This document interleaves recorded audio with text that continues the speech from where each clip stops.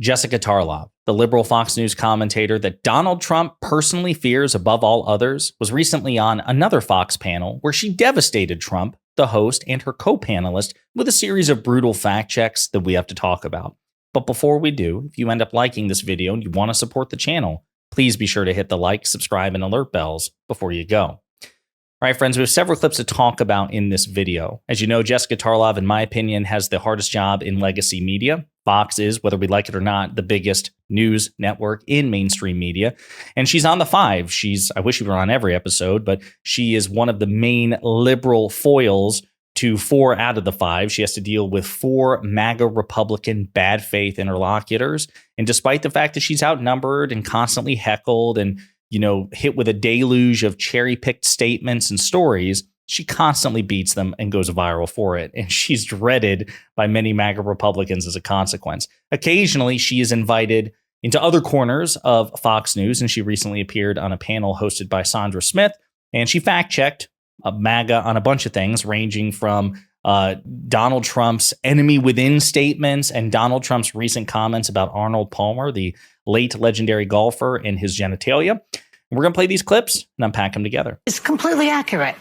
I mean, it does fit the definition. He wants to send the military in to attack his opponents. I mean, what more do you really need to hear?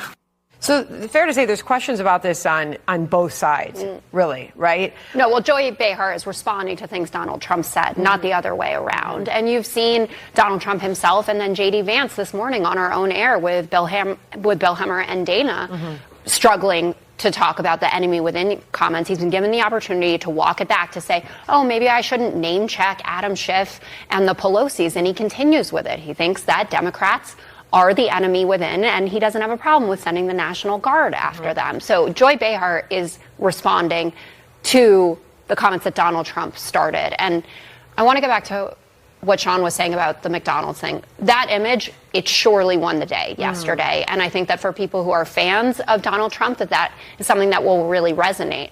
But if you look at what was going on social media on Saturday, for instance, the dominant thread that I was seeing was that Donald Trump couldn't help himself but to talk about how Arnold Palmer was well hung.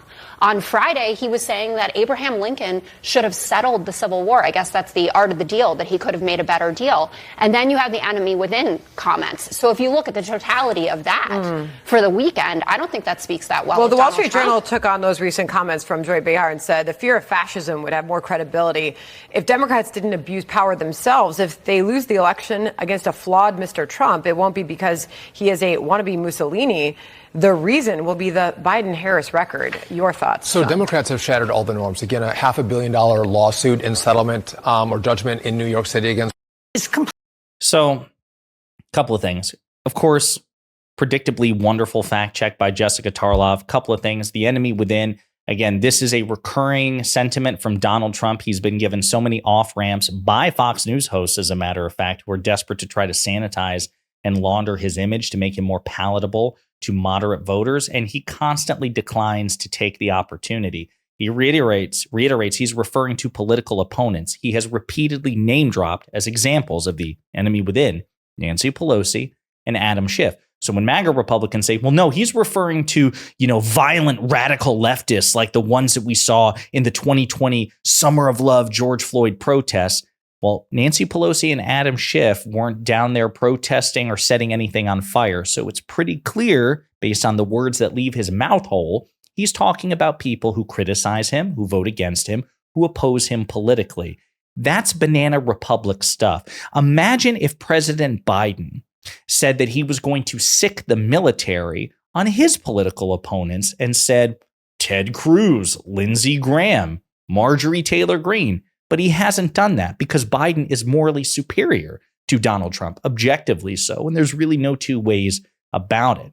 But the fact of the matter is this has generated a lot of scandal such that even Fox is talking about it. I did a video earlier today how J.D. Vance, Donald Trump's running mate, was actually pressed on this, and Jessica brings up as well, by Dana Perino and Bill Hemmer. And J.D. Vance lied through his teeth and really struggled. He was, there was a lot that went on 4 years ago, again, with the George Floyd protests. And he was fact checked. Well, listen, nobody said anything about that. He said Schiff and Pelosi. Well, I mean, Nancy Pelosi's obsessed with Donald Trump. And I mean, so yeah. Very unsatisfying answer. It's very clear what Donald Trump's authoritarian impulses are driving him to say, and there is no counterpart to this in the Democratic Party. The lawsuit that Sean Duffy here is starting to complain about, that was a case brought by a New York district attorney, Alvin Bragg. Joe Biden had nothing to do with that. Joe Biden didn't threaten to sic the military or law enforcement on Donald Trump. The Justice Department under President Biden bent over backwards for more than a year to try to avoid prosecuting Trump for the willful retention of classified documents. They begged him to just return the damn documents. And by the way, the documents for which he did return, he was never charged. Donald Trump was never charged for the documents he illegally possessed but gave back. That's how desperate they were to just get the damn documents back. Just give us what we want. We'll keep it quiet and we're not going to charge you. But Donald Trump stupidly refused. That's all his fault. As far as the other charges, well, you stage an insurrection, you try to engage in conspiracy against the United States, and you may suffer legal consequences for it. I'll also point out that Sean Duffy and Sandra Smith and other Fox News hosts didn't give a damn in 2020 when Donald Trump was the sitting president and went on Fox News and repeatedly publicly begged his own attorney general, Bill Barr, to prosecute President Obama, a former president, and Joe Biden, a then political rival. They didn't care about that. These MAGA Fox News hosts and MAGA Republicans are so horny. They're so happy at the notion of Donald Trump prosecuting his political opponents. They just think that Donald Trump and MAGA Republicans should be exempt from prosecution in turn because they're hypocritical, unprincipled, bad faith losers who should be made fun of. And speaking of these unprincipled, bad faith, hypocritical losers, here's Sean Duffy.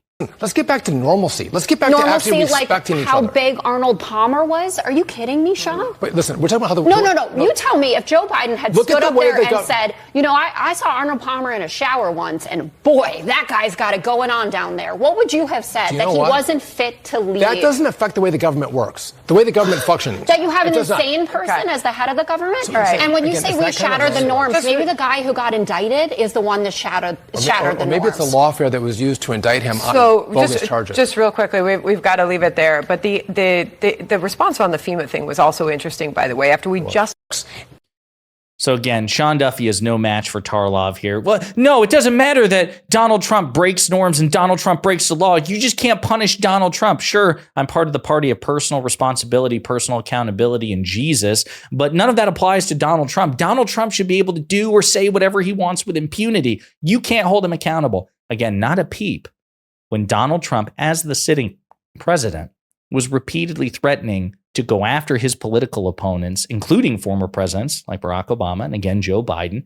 And as we've discussed, the lie that Donald Trump only threatened to go after his opponents, he never actually tried to, is bullshit. It's been debunked. There have been multiple attempts by Trump-era Justice Department to pursue his political opponents, multiple investigations, multiple threats. It was attempted under Trump. It's just that his grudges against political opponents lacked legal criminal merit, which is why very little ever came of them. But the Justice Department tried to do Trump's bidding. So anyone who tells you otherwise is just a liar on that score, which Sean Duffy, of course, is. And speaking of Sean Duffy being a liar, he also tries to engage in revisionist history about the January 6th Select Committee, which was, conducted by Democrats when they held the majority in the House of Representatives against Donald Trump. This is Sean Duffy's revisionist history, and then I'll give you the correct one. The fact that you had, I know the way the House works, you have Republicans put half, the committee on, Democrats put the other half. They did this committee on Russia collusion and only allowed Nancy Pelosi to put members on the committee. That's not true. It is true. Because Kevin McCarthy put his list of members in, Nancy didn't take them, and they put Adam Kinzinger and Liz Cheney on the committee. So Republicans, but not the ones that the leader picked. And so the fact that you... So Jessica Tarlov was right. That is not true. The Speaker of the House, Nancy Pelosi, was, I would argue, too generous, but she allowed Republican leader Kevin McCarthy saying, hey, listen, we can try to make this a bipartisan 9/11 style commission, but this commission is happening. There will be an investigation into January 6th. And if you want part of it, we can have a good faith, bipartisan, widespread 9/11 style commission. Who are your names? Kevin McCarthy picked names, which included Jim Jordan. Okay. Jim Jordan was not only a material witness to the investigations in January 6th, he was potentially an unindicted co-conspirator. He was potentially somebody who was involved in the attempt to overthrow the 2020 election, which led to the January 6th insurrection. So Nancy Pelosi came back and said Jim Jordan and another guy whose name escapes me. I think it's Jim Banks. But there were two, where Nancy Pelosi said, hey, the other names are cool, but Jim Jordan and this other guy you can't have because they may be part of the investigation, right? They may be targets of the investigation. It would almost like, imagine you're a detective. Would you throw a badge and a gun to the suspect of a crime? No, they're the suspect. They're a potential suspect. So she said, you can't have these two. You can pick two other ones, though, if you want. And Kevin McCarthy said, no, if that's the case, if I can't have all of the names that I selected, even though there are hundreds of other Republicans I could have picked, then I'm not giving you any. And so Nancy Pelosi said, fine, I'm the speaker. I have more power than you. I ultimately call the shots. If you're not going to cooperate in good faith, then Liz Cheney and Adam Kinzinger, two Republicans, they say they want to be on board. We'll just make it bipartisan that way. That was 100% Kevin McCarthy's fault. So Sean Duffy is again lying. Most of the names Nancy Pelosi approved, except for Jim Jordan and one other guy. And Kevin McCarthy was given an exit on that and given the option to pick two different names. He chose not to. So that's all Kevin McCarthy's fault. The January 6th Select Committee was still bipartisan. Liz Cheney voted with Donald Trump 93% of the time, so hardly a rhino. She's just not a cultist. So great performance by Jessica Tarlov. Once again, humiliating these MAGA losers. Sean Duffy left stammering. Because he's so outmatched intellectually and on the facts. You'd love to see it. As this election gets closer and the stress gets higher and higher, it's good to see Jessica Tarlov in the trenches, kicking ass per usual. In the meantime, let me know what you think in the comments.